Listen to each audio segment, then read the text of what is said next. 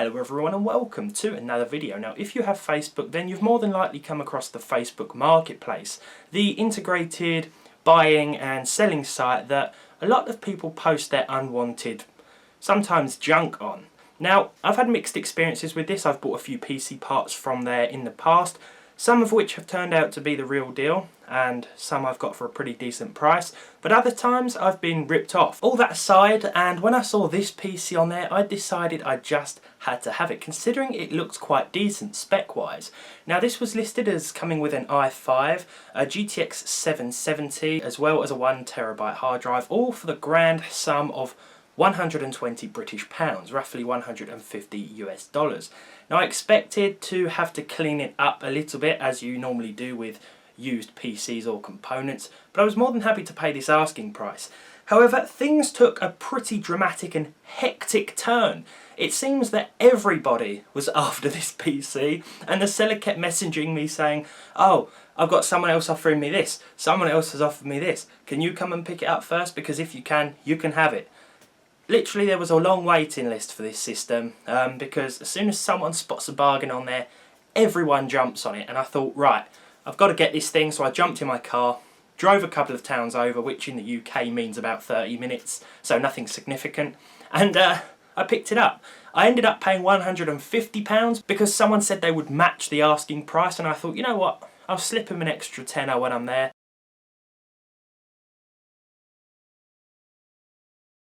Now as far as the basic specs were concerned, I knew that there was an i5 processor in here, 8GB of RAM and a GTX 770 from the pictures. What I didn't know though was what the exact specs were and what the other items like the motherboard, the PSU and the hard drive make was, for example. So when we got it home, it was time to slide open the case and see exactly what was inside. But first, as you can imagine, this system needed a little bit of a clean-up.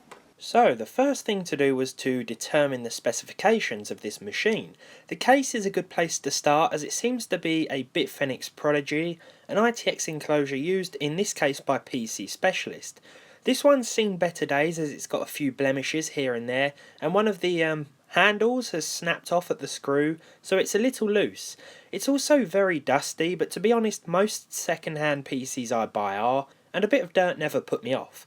I wanted to take a little peek inside first, so I attempted to take the top mesh part off here, as you can see, and it took me a lot longer than it should have. I do like the design and shape of this system, and the way that everything sits inside here, but it will only accommodate ITX motherboards, from what I understand. And it seems a little fiddly to work on, but to be honest, if you're not always swapping out your PC specs like me, then this won't be a massive issue. Opening up the case one-handed also proved to be quite the challenge, but I was excited to get an idea of the full specifications as well as the overall condition of this machine, both inside and out. The first thing you'll notice is the Palette GTX 770. It seems a spider had at one point decided to make this one its home, and I don't blame it, because the triple fan design of this card provides the perfect cool airflow during the warm summer months. I was also surprised to see an SSD hiding around the back here, because I had read there was 1TB of storage but not a separate dedicated OS drive, which was a nice bonus.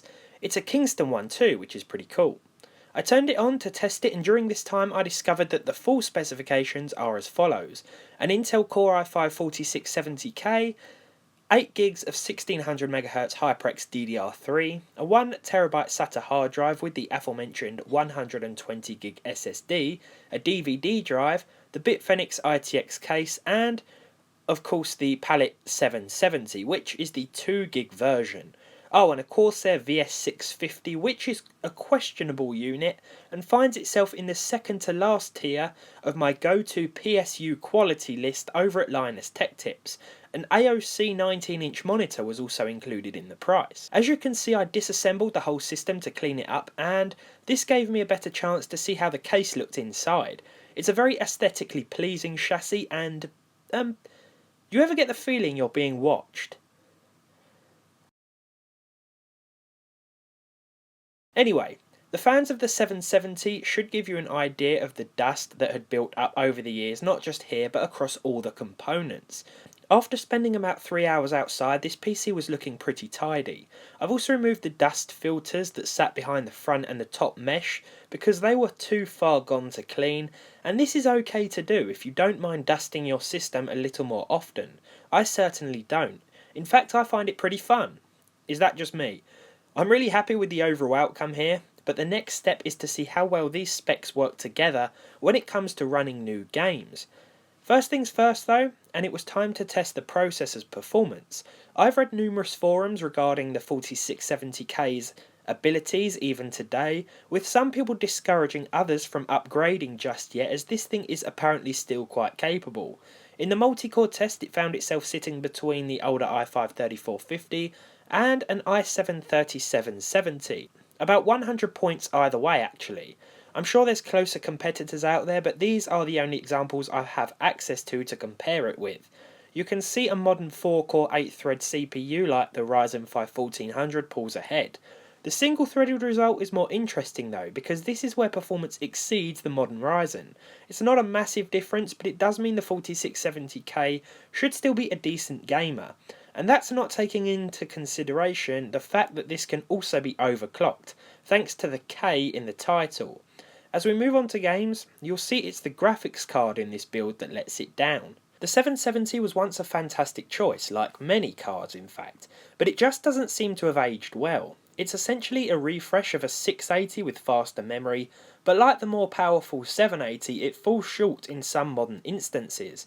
Maybe it's because Nvidia don't care about Kepler enough anymore to optimise drivers for it, or maybe it's the architecture itself. Furthermore, it might be the 2 gigs of VRAM. Whatever it is, the 770 isn't a GPU I'd recommend anymore. Okay, it depends on the price and the circumstances, but let's say that in a large open sea of used graphics cards, there are better choices swimming around out there at a similar price point that will offer more performance. Nonetheless, let's talk about that performance. In Apex Legends, the card was running at 99% usage as we played at 1080p with a mixture of settings. You'll see more than 60 frames per second if you drop the render resolution, but this will of course make things look a bit blurry. The full native 1080p experience will mean a return of 45 FPS on average. This average was determined over the course of one game. One thing I was pleased to see was that there were no significant stutters or frame drops during this gameplay, so it's not a bad experience as long as you don't decide to turn things up to high. In Battlefield 5 I played the opening introductory mission here a few times over to see a similar average to Apex. At medium the graphics card will run at about 99% usage most of the time, but there were some cases where the processor would touch 100. It's not surprising considering that this has just 4 threads. Now that's not bad, I'm not saying oh just 4 threads, but in a game like this that seems to be very CPU dependent. It will mean you'll be bottlenecked in some situations if you were to pair the 4670K with a more powerful graphics card. It's still a pretty good looking game, but it's not going to get any prettier with this combination of parts without us having to make some pretty big performance sacrifices. Remember, each level will differ with regards to FPS. Far Cry 5 at 1080p normal saw a return of 40 frames per second. You can see here that the CPU and GPU were often running at 100 and 99% respectively, but Ubisoft titles tend to do this to processors, and I remember when I first tried running Assassin's Creed Odyssey on my i5-4460 a while back, only to find that I was getting some pretty bad stuttering. Just like that CPU, this has 4 cores and threads, and just like Assassin's Creed, Far Cry 5 is an Ubisoft title. I reiterate that because you'll tend to see higher CPU usage, or at least I do. I found 6-core Ryzen processors tend to be the sweet spot for a nice 60 FPS experience. Fortnite, however, will run just fine. High settings were easily doable, but I was using medium here. Apparently I was having internet troubles according to the game, so it crashed back to the lobby after about a minute. This happened every time I tested it with these parts, which was weird, especially considering it didn't happen with my main PC. But in the very short time I played it, I can tell you that you will get at least 60 frames per second with medium settings or even high. My gameplay was cut short, so I didn't want to put any figures up on screen regarding averages, etc., because they might not have been entirely accurate. Any i5 4670K or 770 owners and Fortnite fans out there need not worry though if you want to play this one, because you'll have a great time. This system loves average frame rates around 40, I'll tell you that much, because in Just Cause 4 the average frame rate came back as 41. This game tends to be more reliant on a decent graphics card, and you'll see by the figures in the top left corner that our i5 wasn't really being pushed all that much, whereas the 770 was working very hard to produce playable figures.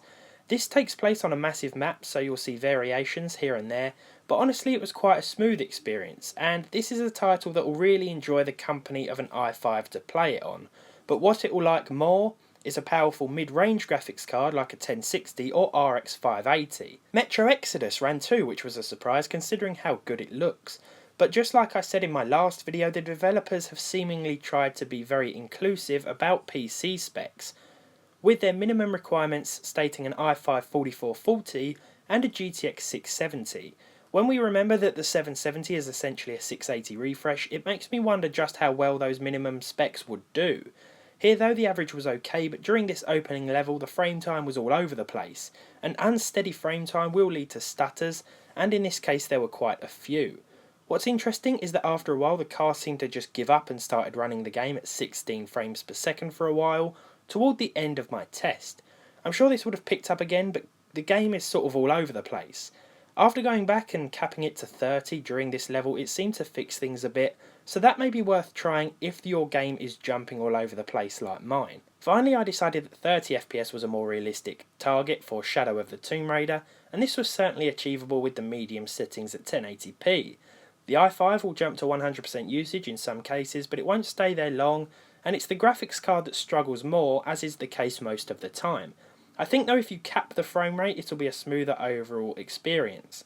To conclude, I think this PC was priced pretty well, not taking just the CPU and GPU into consideration but the other components like the case as well, which can still retail of upwards of £70 here in the UK. The i5 I think really needs a chance to shine on its own, so pairing this with a more powerful card would still give you pretty decent results if you're shopping around on the used market and want something reasonably priced and overclockable. Speaking of which, I didn't do that here because the GPU would have still limited performance, but I'll be testing the true power of this processor in a later video. For now though, well, I hope you've enjoyed seeing my Facebook find PC in action. If you did, leave a like on this video. If you didn't, leave a dislike on it. Subscribe to the channel if you haven't done so already. Let me know if you run with either of these components in your PC, and as always, I hope to see you all in the next one.